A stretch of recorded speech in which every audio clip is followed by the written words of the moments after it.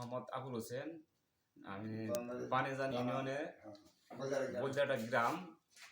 আমি একজন শবন ফকিরের দল করি।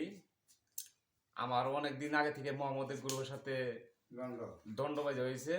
তারা আমার এর আগে একবার মারছিল, সেলাই করা হয়েছে, হাতে মারছিল।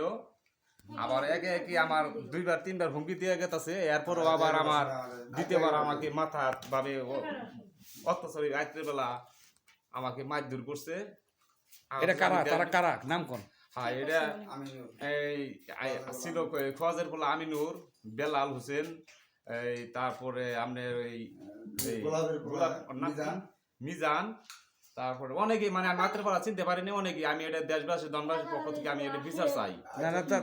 টাকা দাবি করে, টাকা দাও, কিসের টাকা দাবি করে আর জানি না। এটার জন্য আমার টাকা চায়। হ্যাঁ, টাকা চায়।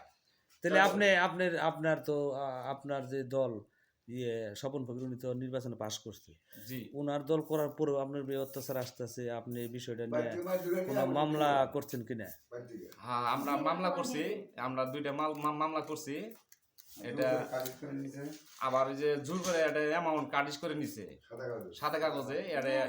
এই কাটিস করার পরে ওই কাটিসের টাকার অঙ্গ এটা এলাকাবাসীতে আমাদের যে 4 মেম্বার কামাল আছে, বার্নি ছিল, এলাকার মাথা বড় বার্নি ছিল।